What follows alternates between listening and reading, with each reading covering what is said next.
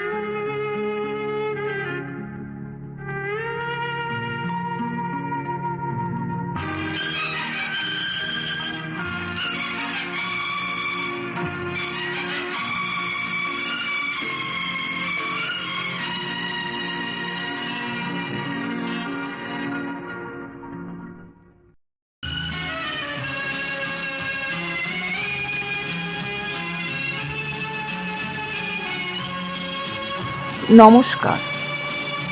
আজ হঠাৎ মনে হলো মানুষ কলমকে ছেড়ে তলোয়ারকেই তার মিত্র বানিয়েছে। সেজন্য লাঠি তোমার দিন ফুরাইল কথাটিকে আজকের প্রজন্ম অবাস্তব বলেই মানে। সত্যি কথা বলতে কি, কালি কলম আজ হারিয়ে যেতে বসেছে। আমার মতে এর দায় যান্ত্রিক সভ্যতাকেই দেওয়া যেতে পারে। তা মানুষের কাছে কতটা উপকার না অপকার এই সমালোচনায় না গিয়ে কিছু স্মৃতিমন্থন করতে স্টার ফিল্মস অ্যান্ড প্রোডাকশনসের বিশেষ নিবেদন হারিয়ে যাওয়া কালি কলম। রচনা নিখিল সরকার, ছদ্মনাম শ্রীপান্থ। মূল কণ্ঠ সৌম্য চক্রবর্তী। শুরু হচ্ছে হারিয়ে যাওয়া কালি কলম।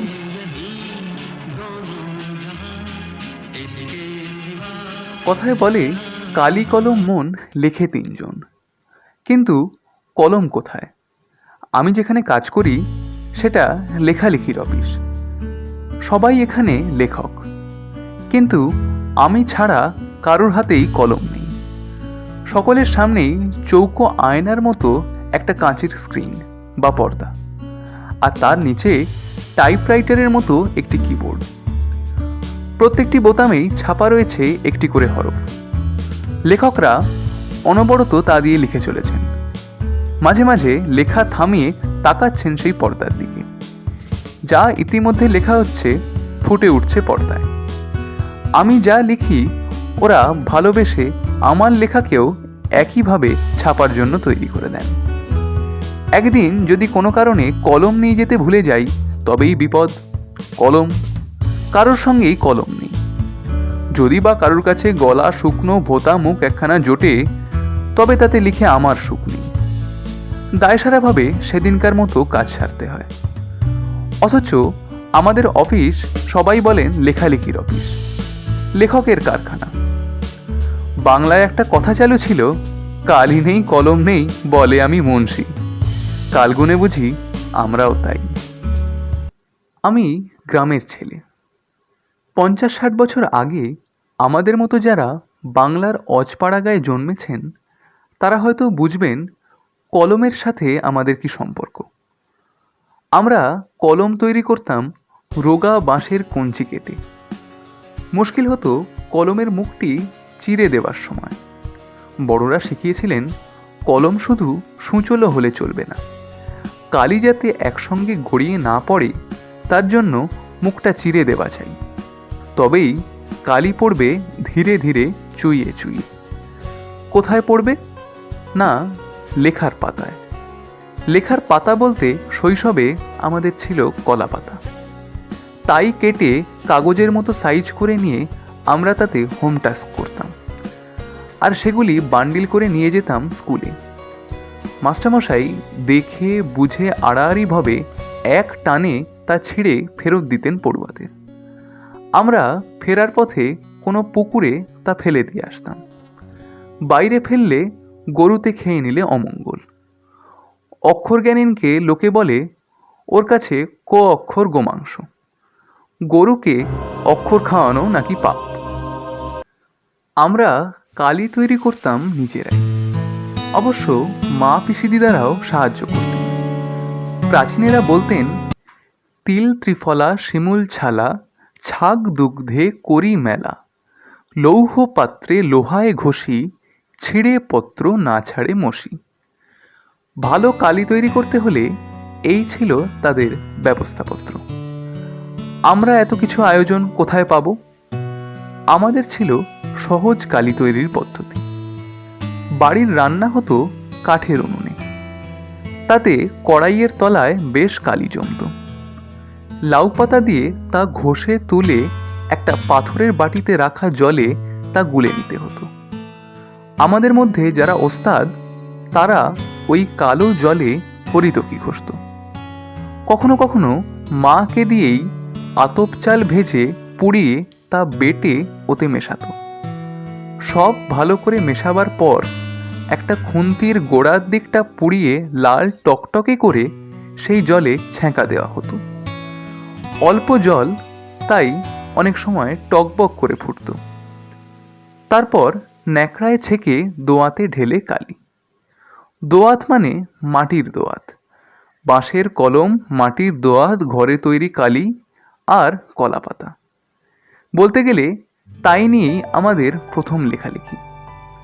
এত বছর পর সেই কলম যখন হাতছাড়া হওয়ার উপক্রম, তখন মনে কষ্ট হয় বইকি। ভাবি, আচ্ছা, আমি যদি যীশুখ্রিস্টের আগে জন্মাতাম, যদি ভারতে জন্ম না হয়ে আমার জন্ম হতো প্রাচীন মিশরে, আমি যদি বাঙালি না হয়ে হতাম প্রাচীন সুমেরিয়ান বা ফিনিসিয়ান, তবে হয়তো নীল নদীর তীর থেকে একটা নলখাগড়া ভেঙে নিয়ে আসতাম, সেটিকে ভোঁতা করে তুলি বানিয়ে লিখতাম। হয়তো সূচলো করে কলম বানাতাম। হয়তো ফিনিসিয়ায় আমি বনপ্রান্ত থেকে কুড়িয়ে নিতাম একটি হাড়, সেই আমার কলম। এমনকি আমি যদি রোম সাম্রাজ্যের অধীশ্বর হতাম, আমি যদি হতাম স্বয়ং জুলিয়াস সিজার, তাহলে আমার শ্রেষ্ঠ কারিগররা বড়জোর একটি ব্রোঞ্জের শলাকা, যার পোশাকি নাম স্টাইলাস, তুলে দিত আমার হাতে। আর বেশি কিছু না। সিজার যে কলমটি দিয়ে কাসকাকে আঘাত করেছিলেন, সেটি কিন্তু এই স্টাইলাস বা ব্রোঞ্জের ধারালো শলাকা। কলম সেদিন খুনিয়ে হতে পারে বইকি। চীনেরা অবশ্য চিরকালই লিখে আসছে তুলিতে। তাদের বাদ দিলে এই সেদিন পর্যন্ত বিশ্বের জ্ঞানাঞ্জন শলাকা ছিল সর্বার্থেই শলাকা। তা বাঁশের হোক, নলখাগড়ার হোক, পাখির পালক আর ব্রোঞ্জেরই হোক। এখন স্কুলের ছেলে মেয়েদের তহবিলেও হয়তো দেখা যায় রকমারি কলম। হয়তো গ্রামাঞ্চলেও আজ বাঁশের কলম বা কঞ্চির কলম খুঁজে পাওয়া যাবে না। খাগের কলম দেখা যায় একমাত্র সরস্বতী পুজোর সময়। কাঁচের দোয়াতে কালির বদলে দুধ। ফাউন্টেন পেন বা বল পেনের বদলে খাগের কলম। পালকের কলমও আজ আর চোখে পড়ে না। তার ইংরেজি নাম হল কুইল। লর্ড কার্জন বাঙালি সাংবাদিকদের গরম গরম ইংরেজি দেখে বলতেন, বাবু কুইল ডাইভার্স। এখন পালকের কলম দেখতে হলে পুরনো দিনের তৈলচিত্র বা ফটোগ্রাফ ছাড়া কোনো গতি নেই। উইলিয়াম জোন্স কিংবা কেরি সাহেবের সুমনসী ছবিতে দেখা যায় সামনে তাদের দোয়াতে গোজা পালকের কলম। এই পালক কেটে কলম তৈরি করবার জন্য সাহেবরা ছোট একটা যন্ত্রও বের করেছিলেন। যন্ত্রটাকে এক ধরনের পেন্সিল শার্পনার হিসেবে ধরা যেতে পারে। তাতেও রয়েছে ধারালো ব্লেড। পালক ঢুকিয়ে চাপ দিলেই ব্যাস তৈরি হয়ে গেল কলম। পালকের কলম তো দূরস্থান, দোয়াত কলমই বা আজ কোথায়? কোনো কোনো অফিসে দেখা যায় টেবিলের উপর সাজানো রয়েছে দোয়াত কলম, কিন্তু সেসব ফাঁকি মাত্র। ওই কলম দুটি আসলে ছদ্মবেশী বল পেন। তাকে আবার কেউ কেউ বলেন ডট পেন। কিছুকাল আগে একজন বিদেশি সাংবাদিক লিখেছিলেন, কলকাতার চৌরঙ্গির পথে গিজগিজ করছে ফেরিওয়ালা। তাদের প্রতি 3 জনের মধ্যে একজনের পেশা কলম বিক্রি। এক হাতে 10 রকমধারী কলম, চূড়ান্ত সস্তা, ফলে প্রত্যেকের পকেটেই কলম। শুধু কি পকেটে? পণ্ডিত মশাইয়ের কলম খ্যাতি ছিল কানে গুজে রাখবার জন্য। দার্শনিক তাকেই বলে যিনি কানে কলম গুজে দুনিয়া খোঁজেন। ছেলেবেলায় একজন দারোগা বাবুকে দেখেছিলাম, যার কলম ছিল পায়ের মোজায় গোজা। আজকাল কোনো কোনো অতি আধুনিক ছেলেকে দেখি যাদের কলম বুক পকেটে নয়, কাঁধের ছোট পকেটে সাজানো। কেউ কেউ অবশ্য চুলেও কলম ধারণ করেন। সেটা অবশ্য ইচ্ছাকৃত নয়, ভিড়ে ট্রামে বাসে যাতায়াতের ফলে। মহিলা যাত্রী ট্রাম থেকে নামছেন, কে একজন চেঁচিয়ে উঠল, ও দিদি, আপনার খোপায় কলম। বিস্ফোরণ, কলম বিস্ফোরণ। একসময় বলা হতো, কলমে কায়স্থ চিনি, গোঁফেতে রাজপুত।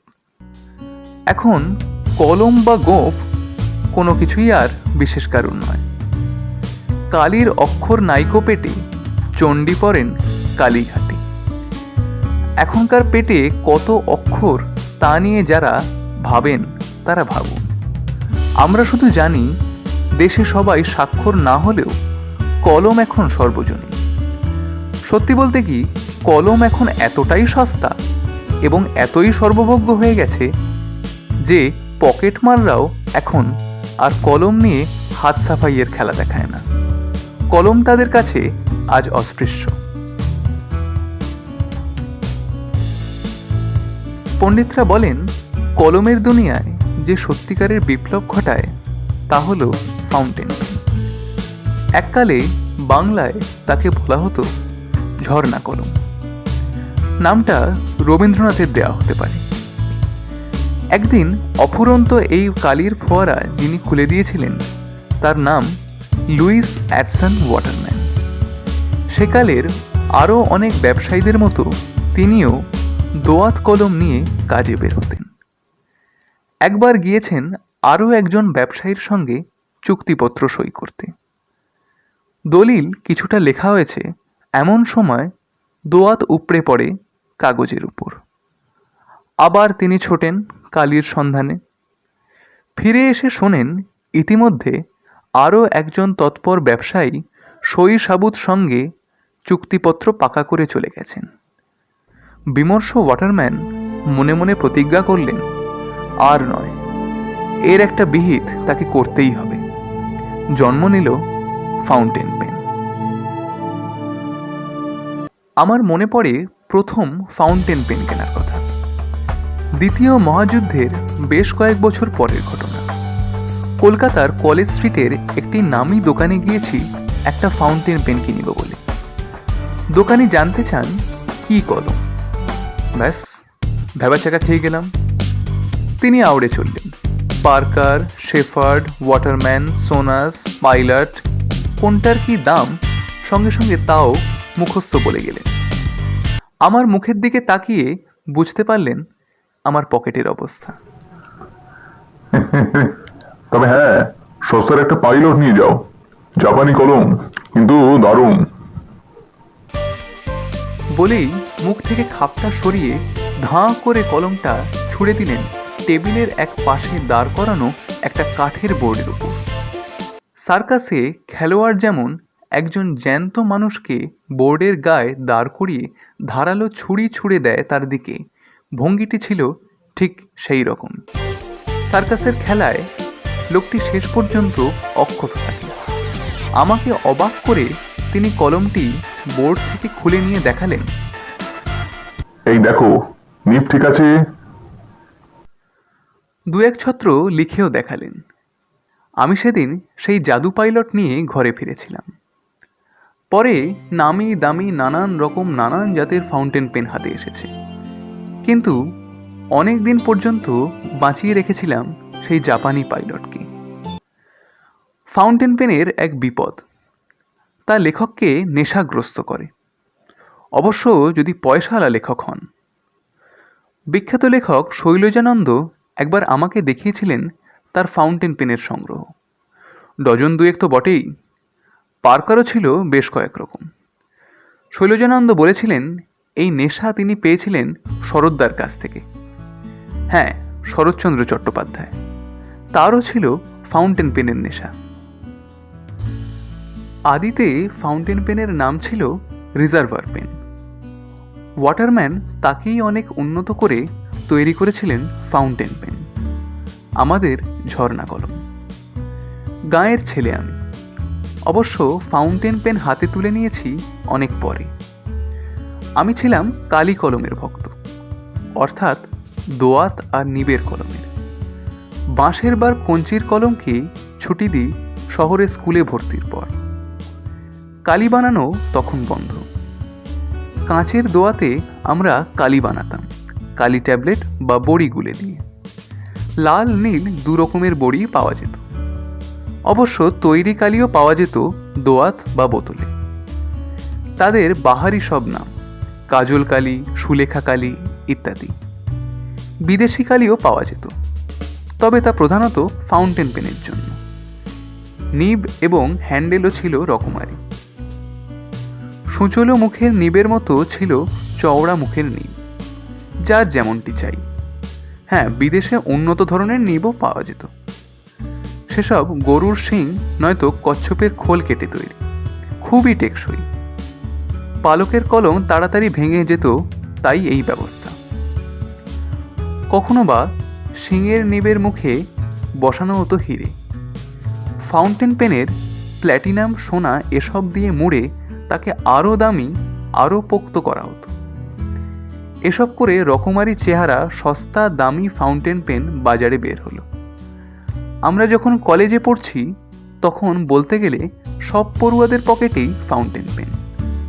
কঞ্চির কলম, খাগের কলম, পালকের কলম সব উধাও। সেই সঙ্গে শিক্ষিত ঘরে কিংবা অফিসে আদালতে টেবিল থেকে উধাও জোড়া দোয়াত কলম, সেগুলো সব সাজিয়ে রাখবার আসবার। কালির আধার, ব্লটিং পেপার সব। একসময় লেখা শুকনো হতো বালি দিয়ে, পরে ব্লটিং পেপারে। সব মিলিয়ে লেখালেখি যেন রীতিমতো ছোটোখাটো একটি অনুষ্ঠান। দোয়াত যে কত রকমের হতে পারে তা না দেখলে বিশ্বাস করা শক্ত। কাচের, কাঠগ্লাসের, পোর্সেলিনের, শ্বেত পাথরের, জেডের, পিতলের, ব্রোঞ্জের, ভেড়ার শিঙের, এমনকি সোনারও। গ্রামে কেউ দু একটা পাশ দিতে পারলেই বুড়ো বুড়িরা আশীর্বাদ করতেন, বেঁচে থাকো বাবা, তোমার সোনার দোয়াত কলম হোক। সোনার দোয়াত কলম যে সত্যিই হতো তা জেনেছিলাম শুভ ঠাকুরের বিখ্যাত দোয়াত সংগ্রহ দেখতে গিয়ে। সাহিত্য এবং ইতিহাসের নানা চরিত্র পর্যন্ত যোগ করা ছিল কোনো না কোনো দোয়াতে। অবাক হয়ে সেদিন মনে মনে ভাবছিলাম, এই সব দোয়াতের কালি দিয়েই না শেক্সপিয়ার, দান্তে, মিল্টন, কালিদাস, ভবভূতি, কাশিরাম দাস, কীর্তিবাস থেকে রবীন্দ্রনাথ, বঙ্কিমচন্দ্র, শরৎচন্দ্র সব অমর রচনা লিখে গেছেন। হায়, কোথায় গেল সেসব দিন! এখন ফাউন্টেন পেন ক্রমে তাও বুঝি যায়। এখন বল পেন বা ডট পেন। এক রোগা লিকলিকে রিফিলে কে কতদূর দৌড়াতে পারে তা নিয়েই তার গর্ব।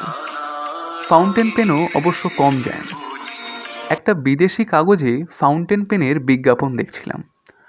ওদের তহবিলে নাকি রয়েছে 700 রকমের নিব, যারা গান চর্চা করেন তাদের জন্য, যারা শ্রুতি লেখক বা স্টেনোগ্রাফার তাদের জন্য, যারা বাঁ হাতে লেখেন তাদের জন্য, এক কথায় সব ধরনের লেখকের জন্য আলাদা আলাদা নিব। যন্ত্রযুগ সকলের দাবি মেটাতেই তৈরি। হ্যাঁ, টাকার কুমিরদের খুশি করাও ব্যবস্থা সবই তাদের আছে। একটি কলমের দাম ধার্য হয়েছে 2500 পাউন্ড। 1 পাউন্ড সমান 75 টাকা। হিসেব করে দেখো কত টাকা। সে কলমের সোনার অঙ্গ, হীরের হৃদয়, সোনা গড়া হিরে বসানো জড়োয়া কলমের দাম তো হবেই। দামি বলপেনও আছে বটে। আশ্চর্য, সবই আজ অলুপ্তির পথে। কম্পিউটার তাদের জাদুঘরে পাঠাবে বলে যেন প্রতিজ্ঞা করেছে। ফলে আমার মতো আরও কেউ কেউ নিশ্চয়ই বিপন্ন বোধ করছেন। মানুষের হাত থেকে যদি কেড়ে নেওয়া হয় কলম, যদি হাতের লেখা মুছে যায় চিরকালের জন্য, তবে কি আর রইল বলুন? বঙ্কিমচন্দ্র লিখেছিলেন, লাঠি তোমার দিন ফুরাইয়াছে, কলমের দিনও কি ফুরালো? হতে পারে, কিন্তু ইতিহাসে ঠাঁই তার পাক্কা। যারা ওস্তাদ কলমবাজ তাদের বলা হতো ক্যালিগ্রাফিস্ট বা লিপি কুশলী। মুঘল দরবারে একদিন তাদের কত না খ্যাতি, কত না সম্মান। শুধু মুঘল কেন, বিশ্বময় সব দরবারেই। আমাদের এই বাংলা মুলুকেও রাজা জমিদাররা লিপি কুশলীদের ডেকে তাদের পুঁথি নকল করাতেন, তাদের গুণী বলে সম্বোধন করতেন, তাদের ভরণ পোষণের ভারও নিতেন। এদের পুঁথি দেখলে চোখ জুড়িয়ে যায়। সমানি সম, শীর্ষানি ঘনানি, বিরলালি চ, সব অক্ষর সমান, প্রতিটি ছত্র সুশৃঙ্খল ও পরিচ্ছন্ন। এক একজনের যাকে বলে মুক্তোর মতো হস্তাক্ষর, অথচ কত সামান্যই না রোজগার করতেন ওরা। 4 খণ্ড রামায়ণ কপি করে একজন লোক অষ্টাদশ শতকে পেয়েছিলেন নগদ 7 টাকা, কিছু কাপড় আর মিঠাই। এক সাহেব লিখে গেছেন 19 শতকে 12 আনায় 32,000 অক্ষর লেখানো যেত। তবু পুঁথির কত না মহত্ব, তাকে ঘিরে লিপিকারের কত না গর্ব। অনেক পুঁথিরই খবরদার, এ পুঁথি যেন কেউ চুরি করবার চেষ্টা না করে। কলমকে বলা হয় তলোয়ারের চেয়েও বেশি শক্তিধর। ফাউন্টেন পেনও হয়তো আভাসে ইঙ্গিতে তাই বলতে চায়, কেননা তার অনুঅঙ্গ হিসেবে ব্যারেল, কার্টিজ এসব শব্দ শোনা যায়, কিন্তু কদাচিৎ বারুদের গন্ধ কানে পৌঁছয়।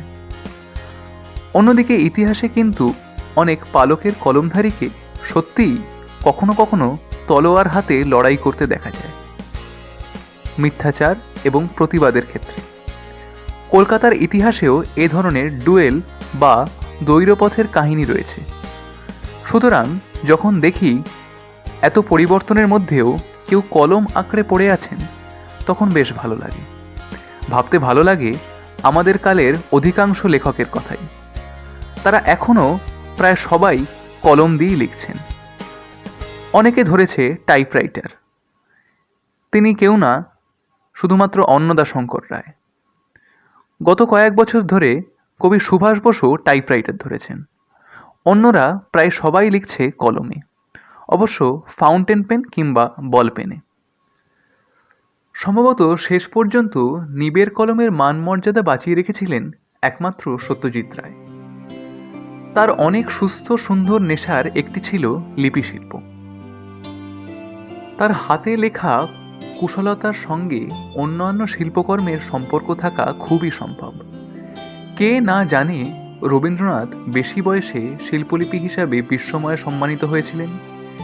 তার সূচনা কিন্তু হাতে লেখা পাণ্ডুলিপির পাতায়। অক্ষর কাটাকুটি করতে গিয়ে অন্য মনে রচিত হয়েছে ছন্দবোধন সাদা কালো ছবি। কম্পিউটারও নাকি ছবি আঁকতে পারে, কিন্তু সে ছবি কতখানি যন্ত্রের আর কতখানি শিল্পের তা ঢের সন্দেহকর। আমি কালি খোকা কলমের ভক্ত বটে, কিন্তু তাই বলে ফাউন্টেন পেন বা বল পেনের সঙ্গে আমার কোনো বিবাদ নেই। কেননা ইতিমধ্যেই বল পেনের কাছে আত্মসমর্পণ করে বসে আছি আমি।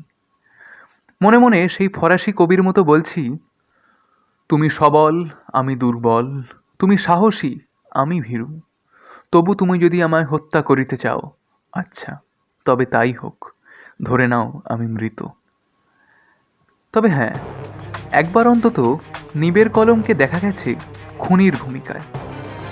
অসাধারণ লেখক, তোমার আমার সকলের প্রিয় কঙ্কাবতী ডমরুধর, এক স্বনামধন্য লেখক ত্রৈলোক্যনাথ মুখোপাধ্যায় মারা গিয়েছিলেন নিজের হাতের কলম হঠাৎ অসাবধানতাবশত বুকে ফুটে গিয়ে। সেই আঘাতের পরিণতি নাকি তার মৃত্যু।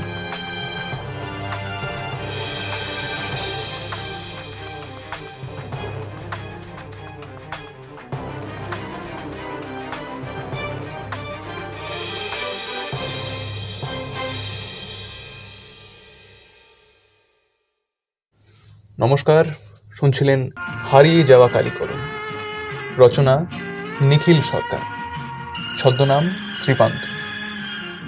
গল্প পাঠে আমি সৌম চক্রবর্তী, অন্যান্য কণ্ঠে নগেন্দ্রনাথ চক্রবর্তী ও রিমা চক্রবর্তী।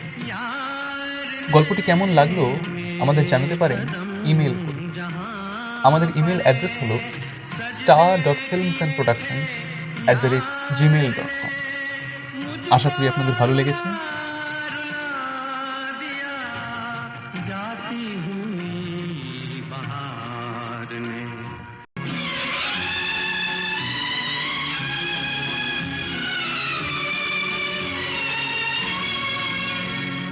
कल खेल में हम हो न हो, गर्दिश में तारे रहेंगे सदा। कल खेल में हम हो न हो, गर्दिश में तारे रहेंगे सदा।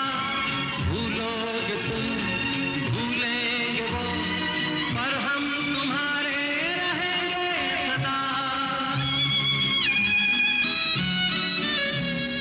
रहेंगे यही अपने निशान, इसके सिवा जाना कहाँ।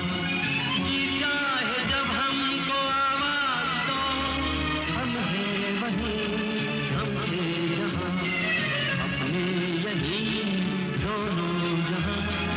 इसके सिवा जाना कहाँ, जीना यहाँ, मरना यहाँ, इसके सिवा जाना कहाँ। আবার একটি নতুন গল্প নিয়ে আপনাদের সামনে উপস্থিত হব। ততক্ষণ ভালো থাকুন, সুস্থ থাকুন। নমস্কার। তবে কোথাও যাবেন না কিন্তু, কারণ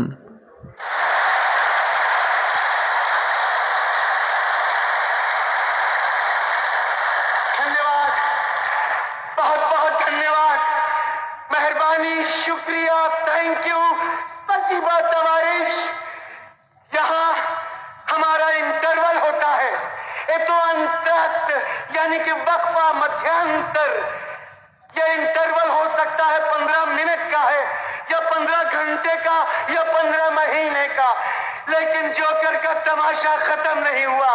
जोकर का तमाशा खत्म नहीं हुआ। जाइएगा नहीं, मेरा तमाशा खत्म नहीं हुआ। जाइएगा नहीं, जाइएगा नहीं। ओ